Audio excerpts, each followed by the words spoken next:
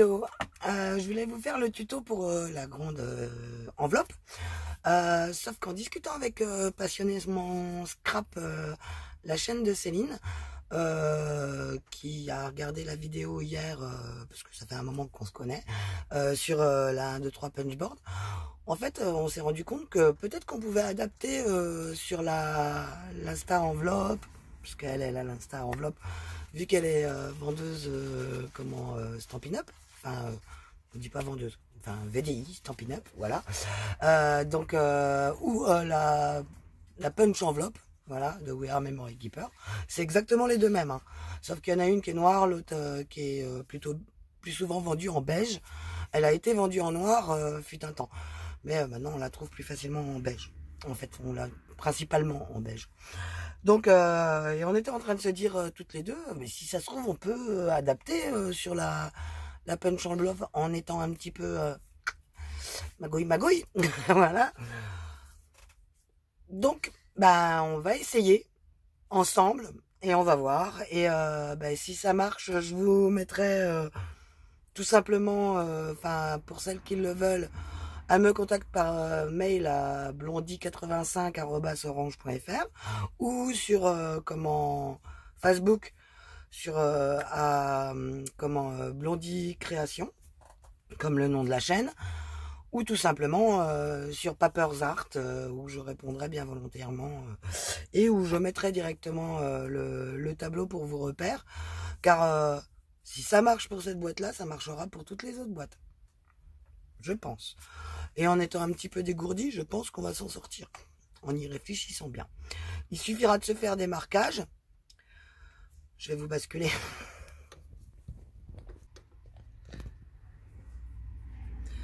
Donc il suffira de se faire les marquages, ceux-là,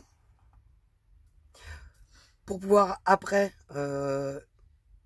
se recaler dessus plus facilement, ou repérer ou prendre des notes sur ce que je vais vous donner pour savoir où est le S, le M, le L et le XL, pour pouvoir après, quand on va retourner notre feuille pour faire les derniers punch, pouvoir faire ce marquage là, que du coup on utilisera ce marquage-ci. Car je rappelle que sur la punch enveloppe, on n'a que celui-ci et on n'a pas ce bras là. Mais quand on plie, le pli suit. C'est vrai que d'avoir déjà le papier de plier, enfin de rainurer pour plier, c'est quand même plus simple et on risque moins de partir en sucette. Voilà. Donc je vous donne donc la dimension. On va faire exactement la même boîte qu'hier. J'ai eu aussi également un retour comme quoi sur pour les encoches. Et vous allez voir, je vais vous montrer une autre solution pour fermer ces boîtes quand elles doivent voyager, tout simplement. Parce que moi, les miennes, elles vont voyager. Donc si j'utilise l'encoche pour fermer la boîte, avec les mouvements dans le carton, machin et tout ça, on a beau caler et tout, j'ai quand même pas écrasé les boîtes pour qu'elles soient toutes les unes serrées les unes aux autres. Mais du coup, je suis obligé de trouver des astuces pour les fermer et qu'elles restent fermées. Parce que les encoches, ce n'est pas suffisant. Et en plus, ces encoches, c'est une vraie galère pour fermer déjà sur la première, on galère. Mais alors sur la deuxième, vu qu'il y a déjà une surépaisseur, on galère encore plus et on abîme le coin de nos papiers. Donc, pourquoi se prendre la tête quand on a des autres solutions beaucoup plus simples et qui peuvent être tout aussi jolies. Donc, voilà, je vous fais une boîte qui va me servir à rien, on va dire. Ou peut-être que si, je trouverai une solution plus tard. Donc, le S se trouve à 4 cm,2. Prenez des notes. Je remettrai dans les... certainement en information sous la barre, en fait. Et ça vous permettra d'attendre si vraiment vous n'avez pas... Parce que franchement, ça facilite le truc d'avoir la 1, 2, 3 punchboard. Mais si vous l'avez pas et que vous voulez réaliser quelques boîtes, pas des boîtes en série, mais quelques boîtes, vous pouvez vous satisfaire de votre punch enveloppe. Moi, je ne force pas à la vente, je n'ai rien à y gagner. Je vous le rappelle, je suis vendeuse en rien du tout. Voilà. Je ne marche pas pour une boutique spécialement plus qu'une autre. Voilà, je donne juste mon avis et j'essaye de vous trouver des solutions. À moindre coût. surtout ça. Donc, je disais, le S se situe à 4,2 cm. Vous avez les centimètres qui sont ici, hein, donc comme vous les voyez pas, voilà. Donc en fait c'est si je donne en inch, ça fait un inch 5 huitièmes. J'ai pas mes lunettes, donc j'ai du mal à lire parce que c'est le petite marque qui est ici, qui est toute petite. Voilà. Donc ensuite vous avez le M pour point de repère, qui se trouve à 5,5 cm. Pour le L, parce qu'on se met toujours le long de la ligne. Quand on fait nos enveloppes, on ne se met pas sur la ligne, mais le long de la ligne. Voilà. Donc lui est à 6,8 cm, le L. Et ensuite, vous avez le dernier, le XL, qui lui est à 8 cm. Voilà. Si je vous redonne, pour vous faciliter le truc, pour vous faire par exemple des marques sur vos punch enveloppes au niveau de votre barre de inch, par exemple, vu que vous vous en servez pas, vous pouvez peut-être éventuellement colorer parce que ça correspond, hein. Donc plus facilement qu'avec les centimètres. Vous pensez bien, c'est une marque américaine, donc voilà. Donc je vais vous donner en inch également. Donc pour le S, on a bien dit 1 inch 5 huitièmes. Pour le M, ce sera 2 inch 1 huitième. Pour le L, ce sera 2 inch 5 huitièmes. Et pour le XL, ça sera 3 inch 1 huitième. Vous pourrez faire vos petites marques avec un petit crayon indélébile, style marqueur, voilà, tout fin. Donc j'ai repris mon papier de 15,2. Toujours là où on veut que ça se plie. Donc mon papier est à l'envers. Jusqu'ici, vous l'aurez vu. Donc je prends mon côté blanc, vu qu'il est monoface, mono imprimé. Donc toujours comme hier, pour tester, on va se servir du coup que de ce trait-ci.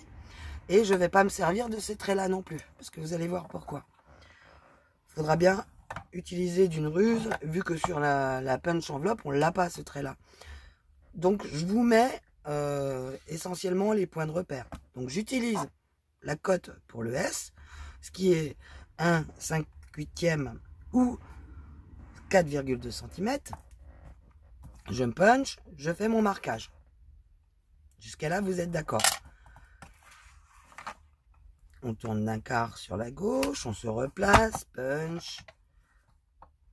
Toujours la première encoche de l'insta enveloppe ou de la punch enveloppe. Voilà. Donc jusqu'à maintenant, ça vous fait pas grand chose, hein. Vous avez juste vos trucs. Donc toujours contre mon S. J'aurais dû vous ressortir, je l'ai encore, mais elle est emballée, alors voilà quoi.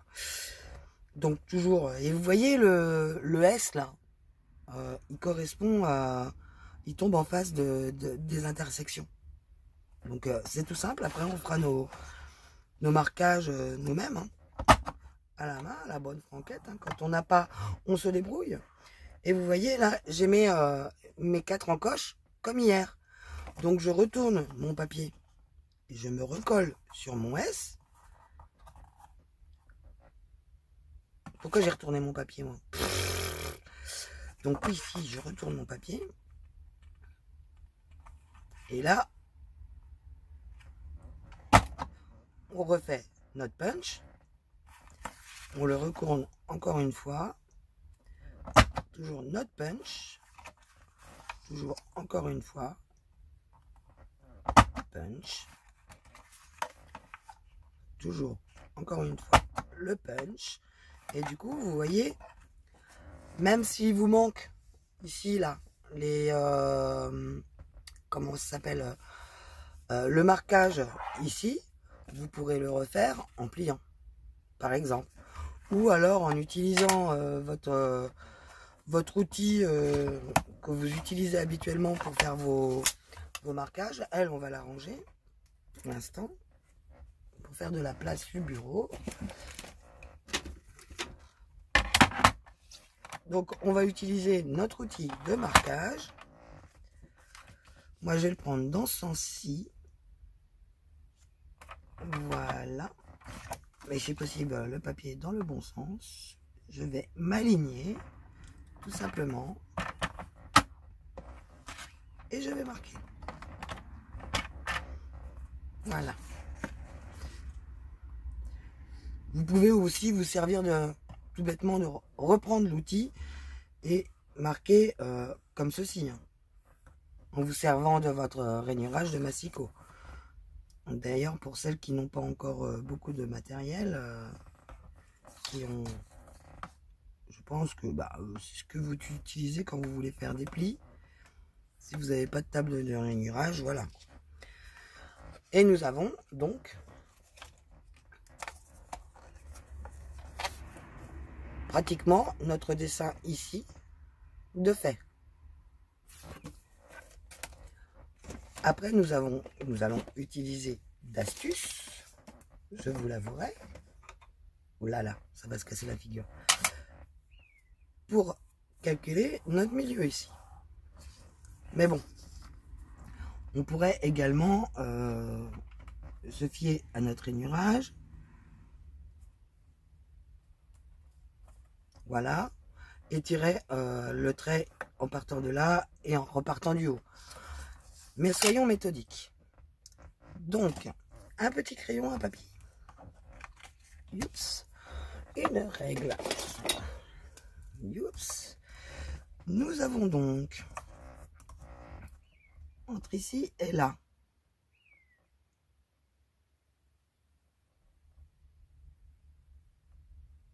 7 cm, donc ça nous fait du 3,5. On se recale ici.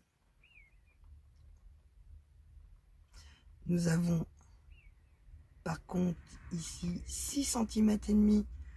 Donc, alors 6 cm et demi, ça se complique, hein. 3,75. Ici, j'ai pas dû prendre la cote pareil que là. En fait. Bon, c'est pas grave, ça tombe au milieu quand même. Ici, donc, le milieu, 3,75. Et ici,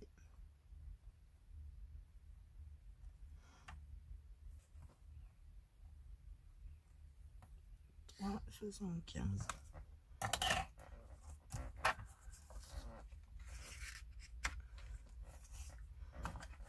Alors, ensuite, nous allons aligner le point A. Vous voyez, en fait, compte, ça doit être du 7, du 6, tout simplement. On peut retrouver. Mais c'est bizarre, ma boîte, elle fait pas comme d'habitude. Mais c'est pas grave. Ça va marcher pareil. Voilà. Donc ouais, ça s'est tout décalé, en fait. Donc là, on repart de notre point au milieu. Et hop. Ici, idem. Tac. Donc en fin de compte, on n'a même pas besoin de mesurer, hein. Quand notre papier il est collé le long de notre massicot, il suffit de trouver avec notre outil, voilà, le rainurage. Il faut que je me mette en face. Tac. Vu que notre papier il est droit, voilà. Bon, faut être astucieux quand même. Mais bon, oh, j'ai dérapé. Voilà. Et là, nous retrouvons donc. Donc en fin de compte, inutile de mesurer, faites ça au pifomètre, hein, ça sera tellement mieux. Et là, nous avons exactement notre dessin. Voilà. Donc toujours avec la punch enveloppe ou l'insta enveloppe, on arrondit nos angles. Pour que ça soit plus joli.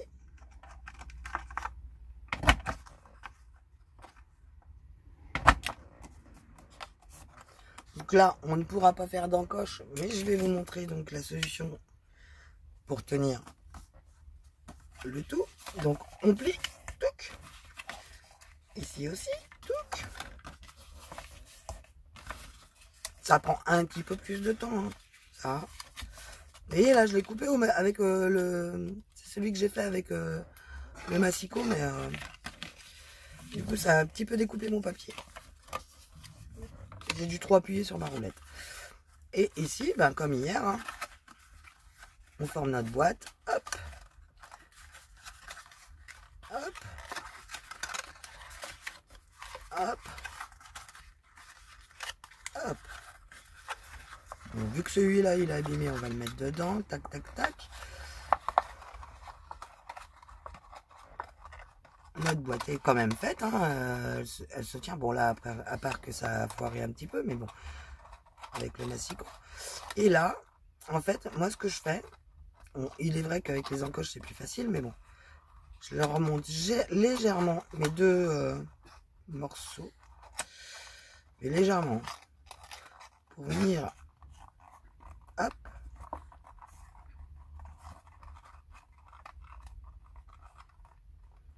Les mettre l'un en face de l'autre. Ensuite, je vous explique. Je prends un poinçon, je perce et j'enfile un fil. Ou alors, hein, autre solution, je la ferme et je fais du style papier cadeau, tout simplement. Il y en a même certaines que j'ai utilisé à une bande de washi sur le côté pour la tenir fermée ainsi. Donc ça fait une décoration. Et je l'ai mise avec où j'avais fait 2 trous. La pince de chez We Are Memory Keeper. La crocodile simple. Elle est où? Je l'ai posée où celle-là encore? Elle est là. La crocodile simple. Hein, elle passe. À ce niveau-là, j'ai utilisé le plus petit poinçon.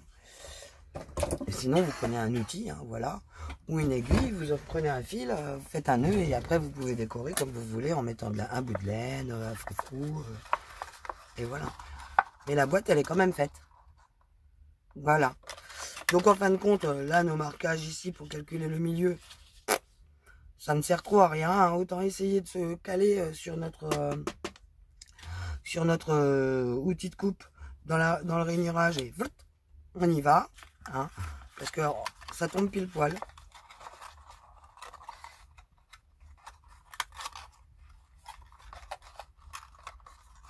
Voilà, c'était une petite précision. Donc oui, moi donc les encoches, je les aime pas, comme beaucoup d'entre nous d'ailleurs. Autre chose, je vais vous faire plus tard peut-être le tuto. J'ai bien dit peut-être du coup parce que cet après-midi il y a les marchés de Noël et tout ça. Peut-être donc le tuto pour la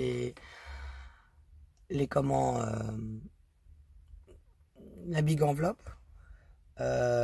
Comment la faire se maintenir avec du papier peint. Donc et puis du coup ça fera une petite piqûre de mémoire pour utiliser l'insta enveloppe, la punch enveloppe ou la 2-3 punch board, tout simplement. Voilà, voilà. Bon bah je vous dis à plus tard. Bonne journée.